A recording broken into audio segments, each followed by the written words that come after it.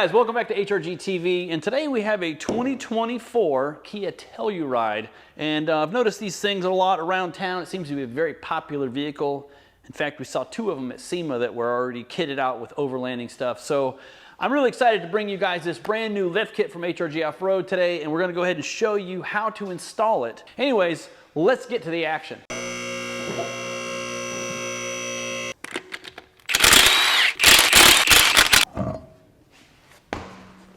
All right, first thing we're going to do is remove the ABS wire and the brake line. So you got 24 millimeter on this side, 19 on that side.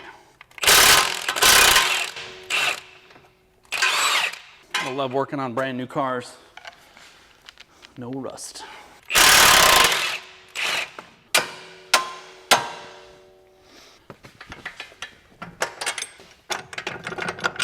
Take the sway bar link off. Okay, now that it's loose down here, we'll just take the three nuts off at the top. So we're going to drop her back down a little bit.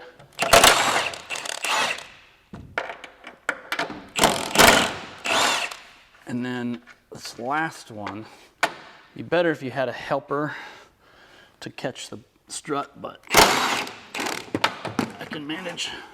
And then just drop it out the bottom like this. There you go. Yep, there's your 2024 Kia Telluride strut right there. Man, these things are really wrapped up pretty good. Okay, this little arrow right here points to the outside of the car. And what you're gonna do is mount it like this so that the L will read correctly when you're standing at the bumper looking at it. And I understand that this is confusing because left side, if you're standing at the bumper, seems like it should be right side and vice versa. So basically we're going to use the hardware that comes with the kit right here. We're just going to put these three nuts on like so. These struts are designed to spin, so when you steer the wheels back and forth, this part turns, and it's meant to do that. The issue there is that if you try to put torque on these, it's just going to spin the top of the strut, which I will demonstrate. Right, so it's really hard to get, see how it just turns? So it's really hard to get leverage on these. So what I do is you just basically thread a wrench between these studs like that, and then you have that as your leverage point, and you can get them nice and tight. And I was correct, they are not touching, so you do not have to cut these studs, which is nice. So this piece here faces the outside of the car, and if you look at the top of the strut, you'll see that the left and the star points toward the back. So if you're standing at the front bumper, you'll be able to see it like that. I'll put it in and show you, but you'll see what I mean, how this goes in. Another job that's easier with a helper. This gets heavy fast. Okay. Basically, that's it. Just gonna put it back together from here on out. That's all that's left. So, I mean, this is a super easy lift kit. Push that in, get her lined back up. Okay. Oop.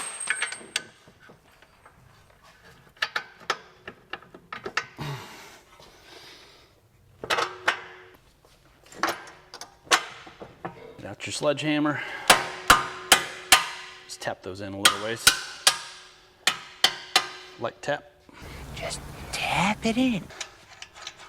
Oh my God. Now, the sway bar end link is not going to fit. And I know you're asking yourself, why is that? And a lot of people call our tech support line when they get to this step because they think that the sway bar end link is not going to fit anymore after the lift. But what you're forgetting is the other side is not lifted yet, only this side. Now the sway bar link connects both sides of the suspension together, and the other side is still up here. So basically when we lift the other side, that strut is going to move down as well, and so is the end of the sway bar link on that side, and that's going to therefore pull this side down as well, and then it will line up. And we're just tighten everything up. Except for the sway bar link, of course.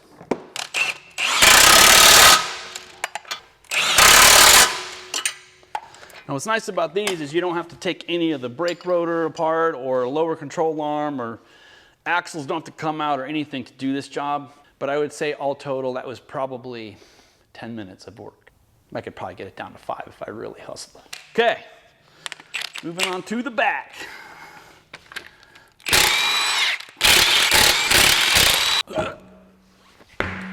The first thing we're going to actually do is the brake line, because when you lower all this stuff down, it stretches this line out too much and it makes me a little bit uncomfortable. So we're going to go ahead and lower this first so that it doesn't become an issue later. And we do have a special bracket just for the Telluride.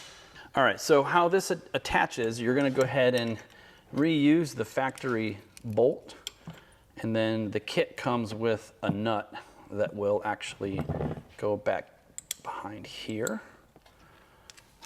It's like I'm trying to juggle too many things here. So it just attaches the brake line extension like this. And we'll tighten that up in just a second, but I just want to show you how this goes. There's another little aluminum spacer that goes here, and then there's a bolt that goes there. And that is what goes into the factory bolt hole. All right, so we're just gonna go ahead and tighten the stock, or the factory bolt. This isn't gonna move, this part is stationary. Everything from here down is gonna move when the suspension moves, so as long as this is bolted tight, it should be just fine. On the back, first thing we're gonna do is remove the sway bar end link. It's this little nut right here. Go ahead and do them both. There you go. Now you can see we can move this freely. This spring right here is under a lot of pressure. In a moment, you're gonna feel a little bit of pressure. Held up by this shock. So what you don't want to do is just unbolt this and let it fly. A little bit dangerous, a little bit dumb. We're not going to do that today. What we're going to do is release the pressure slowly. I actually prefer doing this on the ground with a floor jack, but you can use well, they call it a safety jack or a screw jack or whatever you want to call them. So that's what we're going to use today. Safety. I don't know how safe it is, but safer than nothing. Yeah, so basically just get underneath it and support the weight. Now that we've got this supported, we're gonna go ahead and take out the bolts.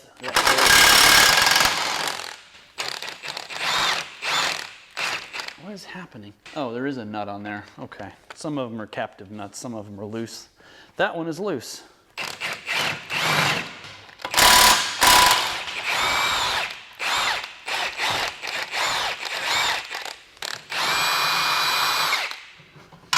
Okay, I'm just gonna release the pressure on that spring real carefully with our safety jack.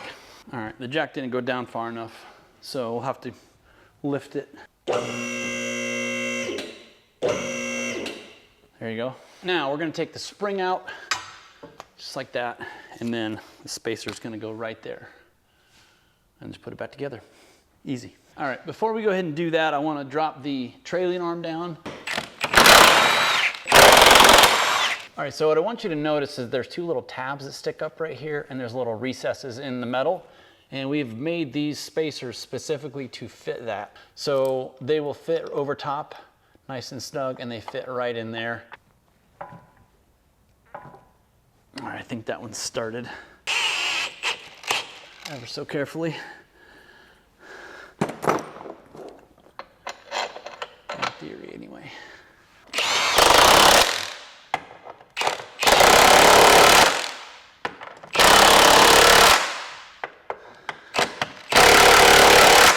There you go. All right, so next thing we're gonna do is the shock extension.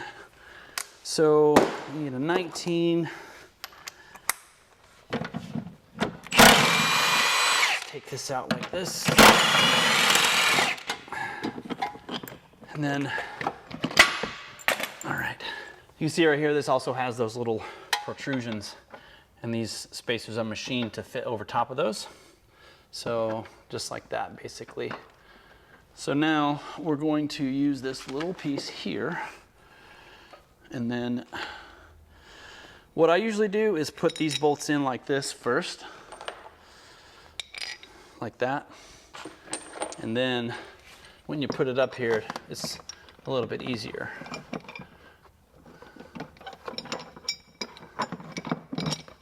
Okay.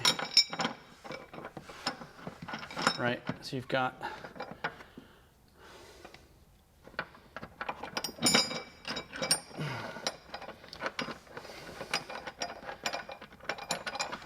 two bolts like that. And we're going to go ahead and tighten these.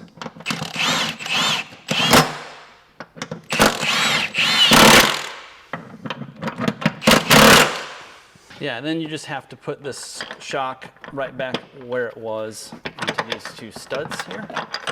And they will drop through like that. And then just throw this on.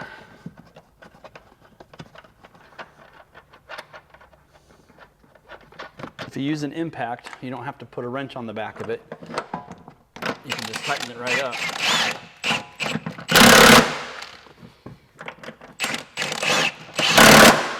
If you're using a socket to tighten that, I don't know what to tell you, because it's very difficult to keep the back of it from spinning. But if you use an impact, it just clamps itself and you can just tighten it up. So use an impact on that. Now we can move back to putting the spring spacer in.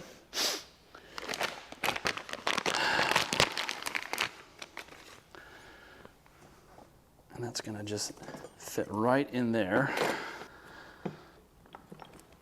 Oh, there you go. It's a really tight fit. That's what she said. The last thing you want to worry about putting this in is you want to make sure that the bottom of this coil is clocked properly. That means turned this way properly. If you have it wrong, it won't quite work. So, and you can have an issue possibly of the spring popping out. So you don't want that. So basically, if you want to look at the little mark on this rubber piece where the spring used to be, and you can see there's a little stopper right there, and that's going to line up with the end of that coil. So we're going to lower the car down. I'm going to put a floor jack under it and lift it right here, and that should be a little safer, let's call it. So let's do that. All right, now we're going to go ahead and lift up on the lower control arm, and all we got to do is get the shock lined up, and then we're safe. The spring won't go anywhere. And that's why I like to use a floor jack, because you have a little bit more maneuverability when it comes to lining everything up. So we're almost there. A couple more pumps. That's what she said.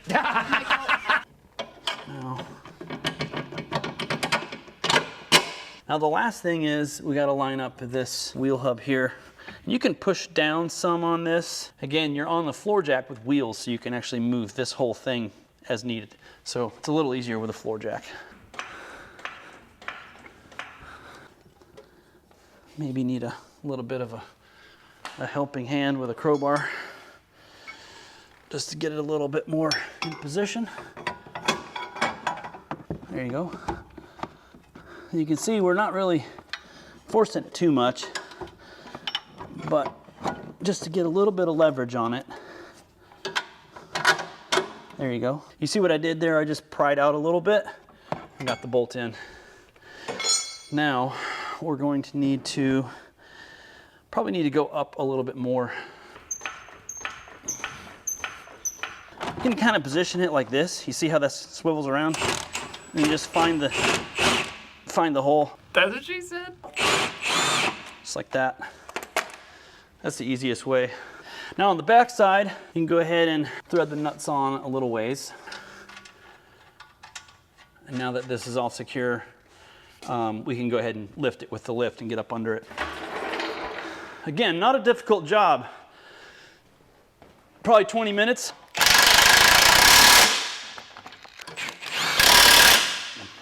Okay. Last step for the back here is going to be to drop the subframe just a little bit. When you lower the subframe just a ½ an inch, it helps correct that geometry.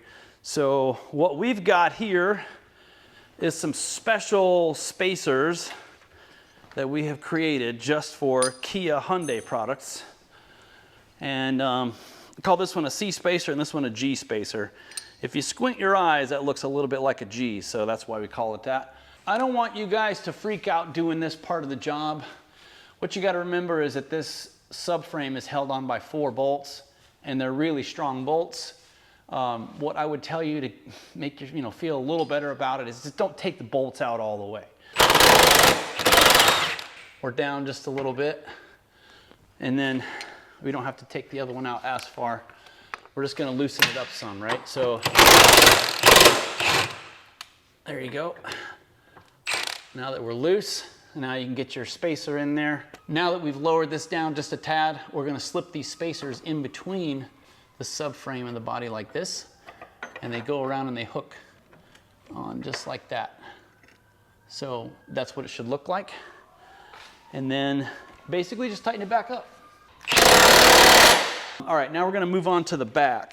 Okay, 24 deep well. Gotta have a pretty decent socket set to do this job, I will admit. All right, now, so you can see we have all this thread right here. And we're not gonna let it go past that, obviously. But you can see here, we got a 1/2 inch of gap, and we're gonna slide this spacer right in there just like so. You see how that is? And then hold it there while you tighten it back up. Don't put your fingers in there. All right, the last thing we're gonna do is go ahead and hook up the sway bar end link again. Push it through right there, and then just thread your nut back on. Just like that. All right, we're gonna go ahead and put the front sway bar link back in. And just throw this nut on just like that. And it is a 17. Just gonna zip it on in there. Like I said with the back, if you're doing this on a Telluride that's got some miles on it, you're gonna wanna hold that with I think an 8mm wrench, and then tighten that with a 17mm wrench, because it's probably gonna be rusty. In fact, if you're gonna do this on one that's a little bit rusty, you wanna go around on all these bolts and spray them with WD-40 before you even start. All right, guys, that pretty much wraps it up for the installation. Now, I want you guys to notice, first of all, we've got 31-inch tires on this thing. And of course, you've seen these before in our other videos. These are the tires I bought for my Santa Cruz, and it just so happens that they fit pretty much everything. But this is a 17-inch wheel with a 255/70 17-inch tire. This is a Falcon Wild Peak AT3. But I wanted to point out that, yes, you can put 17s on these, but it is very tight on the caliper clearance. The brake calipers just barely fit underneath these wheels. But I prefer actually a 17-inch wheel because a couple of things. One, it gives you more sidewall, which is what you want for an off-road situation, so you're not dinging the edges of your wheels. But also you get more tire choices in this particular size. So you're spoiled for choice when it comes to 17-inch off-road tires, more so than if you had a 20-inch wheel, which is what this comes with. So if you are serious more about doing off-road, I would at least drop down to an 18-inch wheel. That'll give you a lot more choices for tires, and it'll help you in an off-road situation. Obviously, more sidewall is what you want. But if you do decide to keep the 20-inch wheels that come with this, I will put a couple of sizes on the screen and also in the description below. So that is the gist of the 2024 Telluride 1.5-inch lift kit. And of course, if you are interested in this lift kit, we do sell them right now at HRGoffroad.com. So go check that out. And appreciate you guys watching all the way to the end. I'll see you in the next one.